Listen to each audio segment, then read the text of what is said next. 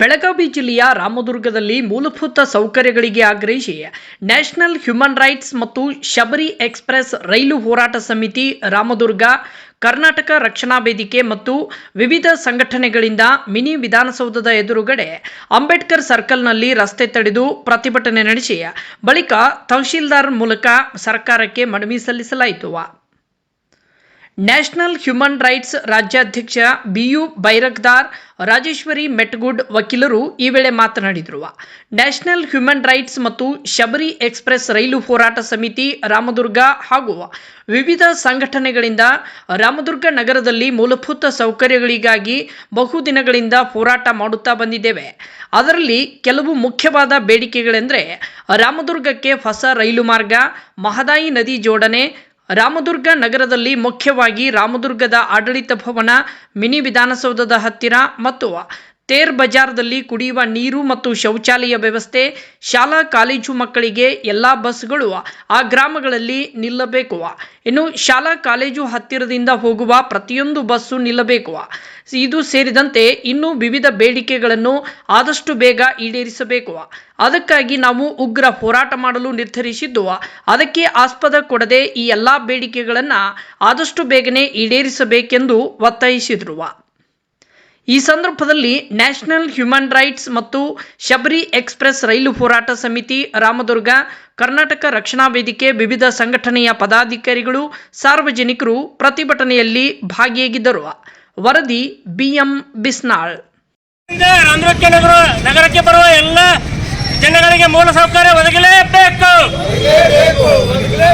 ಶಾಲಾ ಕಾಲೇಜಿನ ಮುಂದಗಡೆ ಬಸ್ಸಿನ ಸೌಕರ್ಯ ಆಗಲೇಬೇಕು. ಕೆಲವು ವಿಷಯಗಳನ್ನು ಇಲ್ಲಿ ಇವತ್ತು ರಸ್ತಾರೋಪು ಮಾಡಿ ಕೆಲವು ವಿಷಯಗಳನ್ನು ತಹಸೀಲ್ದಾರ್ ಸಾಹೇಬರ ಮುಖಾಂತರ ಸರ್ಕಾರಕ್ಕೆ ಮನವಿಯನ್ನು ಕೊಡ್ತಾ ಇದ್ದೀವಿ. ಮೊದಲನೇದಾಗಿ ಹೊಸ ರೈಲು ಮಾರ್ಗಕ್ಕಾಗಿ ನಾವು ಸಾಕಷ್ಟು ಸಲ ಹೋರಾಟ ಮಾಡ್ತಾ ಬರ್ತಾ ಇದ್ದೀವಿ. ಸರ್ವೆ ಆಗಿದೆ ಮತ್ತು ಆದರೂ ಕೂಡ ವಿಳಂಬ ಮಾಡ್ತಾ ಇದ್ದಾರೆ. ಅದು ವಿಳಂಬ ಮಾಡದೆ ನಾಳೆ ಬರುವ ಬಜೆಟ್ನಲ್ಲಿ ಯಾವುದೇ ಪರಿಸ್ಥಿತಿ ನಮ್ಮ ರಾಮದುರ್ಗಕ್ಕೆ ಹೊಸ ರೈಲು ಮಾರ್ಗ ಆಗಲೇಬೇಕಂತೇಳಿ ನಾವು ಈ ಮನವಿಯಲ್ಲಿ ತಿಳಿಸಿದ್ದೀವಿ. ಎರಡನೇದಾಗಿ ಮಹದಾಯಿ ನದಿ ಜೋಡಣೆ ಬಹಳ ಅವಶ್ಯಕವಾದದ್ದು. ಇದು 4-5 ಜಿಲ್ಲೆಗಳಿಗೆ ಬಹಳ ಅವಶ್ಯಕವಾಗಿರುವುದರಿಂದ ಇದು ಕಳೆದ ಸಾಕಷ್ಟು ವರ್ಷಗಳಿಂದ ನಾವು ಹೋರಾಟ ಮಾಡ್ತಾ ಬಂದಿದ್ದೀವಿ. ಇದು ಒಂದರ ಮೇಲೆ ಒಂದು ಸರ್ಕಾರ ಒಬ್ಬರ ಮೇಲೆ ಒಬ್ಬರು ಹಾಕ್ತಾ ಹೋಗ್ತಿದ್ದಾರೆ. ಮೂರನೇದು, ಇಲ್ಲಿ ಶೌಚಾಲಯದ ಸಮಸ್ಯೆ ಇದೆ.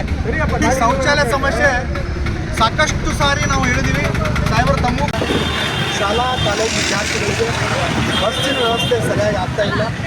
ಬಸ್ಸಿನ ವ್ಯವಸ್ಥೆ ಇದ್ದರೂ ನಿಲುಗಡೆ ಆಗ್ತಾ ಇಲ್ಲ. ಒಂದೇ ವಿಷಯ ನಾನು ಹೇಳೋಕ್ಕೆ ಇಷ್ಟಪಡ್ತೇನೆ. ಗೌರ್ಮೆಂಟ್ ITI ಕಾಲೇಜ್ ರಾಮದುರ್ಗ ಕಂಕನವಾಡಿಯಲ್ಲಿದೆ. ಅಲ್ಲಿ ನಾವು ಮೊನ್ನೆ ಮಾನವ ಹಕ್ಕು ದಿನಾಚರಣೆ ಮಾಡೋಕ್ಕೆ ಹೋದಾಗ ಎಲ್ಲ ವಿದ್ಯಾರ್ಥಿಗಳು ಮಾಡಿಕೊಂಡು ಏನಪ್ಪ ಅಂತಂದ್ರೆ ಆ ಕಡೆ ಬೆಳಗಾವಿಯಿಂದ ಬಂದ ಬಸ್ಸು ಅಲ್ಲಿ ಸ್ಟಾಪ್ ಇದೆ. ಕಂಕನವಾಡಿ ಸ್ಟಾಪ್ ನಿಂತರೆ ಆ ಮಕ್ಕಳಿಗೆ ಅನುಕೂಲ ಆಗುತ್ತೆ. ಅಲ್ಲೇ 4 ಸ್ಟೆಪ್ದಾಗ ಕಾಲೇಜ್ಗೆ ಹೋಗ್ಬಿಡ್ತಾರೆ. ವಾಪಸ್ ಅವ್ರು ಏನು ಮಾಡ್ತಾರೆ, ಬಸ್ ಕಂಡಕ್ಟರ್, ಬಸ್ ಡ್ರೈವರ್ ಏನು ಮಾಡ್ತಾರೆ, ಗೌರ್ಮೆಂಟ್ ದವಾಖಾನೆ ಸರ್ಕಲ್ ಹತ್ರ ಬಂದು ನಿಲ್ಲಿಸ್ಬಿಡ್ತಾರೆ.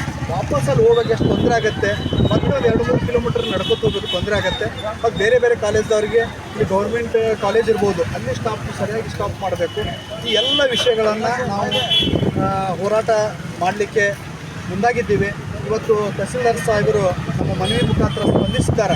ನಾವು ಆದಷ್ಟು ಬೇಗನೆ ಎಲ್ಲ ಬೇಡಿಕೆಗಳನ್ನು ಈಡೇರಿಸಲಿಕ್ಕೆ ನಾವು ಪ್ರಯತ್ನ ಮಾಡ್ತೀವಿ. ನಮ್ಮ ಕಡೆ ನಮ್ಮ ಪುರಸಭೆ ಚೀಫ್ ಆಫೀಸರ್ಗಾಗಲಿ ಡಿಪೋ ಮ್ಯಾನೇಜರ್ ಹೇಳ್ತೀವಿ ಅಂತಾರೆ. ಕೆಲವು ವಿಷಯಗಳನ್ನು ಏನಂತ ಅಂತಂದ್ರೆ ಮೇಲಾಧಿಕಾರಿಗಳು DC ಸಾಹೇಬರಿಗಾಗ್ಬೋದು ಸರ್ಕಾರಕ್ಕೆ ಇದನ್ನು ಮನವಿಯನ್ನು ಸಲ್ಲಿಸಿ ಬೇಗ ನಾವು ಸ್ಪಂದಿಸ್ತೀವಿ ಅಂತ ಹೇಳಿದ್ದಾರೆ. ನಾವು ಈ ಬೇಗನೆ ಈ ವಿಷಯಗಳ ಬೇಡಿಕೆಗಳು ಈಡೇರುತ್ತೆ ಹೋದರೆ ಮುಂದೆ ಉಗ್ರವಾಗಿ ಹೋರಾಟ ಮಾಡ್ತೀವಿ. ಈ ಉಗ್ರವಾಗಿ ಹೋರಾಟ ಮಾಡೋಕ್ಕೆ ಆಸ್ಪದ ಕೊಡದೆ ಆದಷ್ಟು ಬೇಗನೆ ತಹಸೀಲ್ದಾರ್ ಸಾಹೇಬರು ಇರ್ಬೋದು, ಸಂಬಂಧಪಟ್ಟ ಅಧಿಕಾರಿಗಳಿರ್ಬೋದು, ಜನಪ್ರತಿನಿಧಿಗಳು ಇರ್ಬೋದು, ಆದಷ್ಟು ಬೇಗನೆ ಈ ನಮ್ಮ ಬೇಡಿಕೆಗಳನ್ನು ಈಡೇರಿಸಬೇಕಂತ ನಾನು ಮಾತನಾಡ್ತೀನಿ.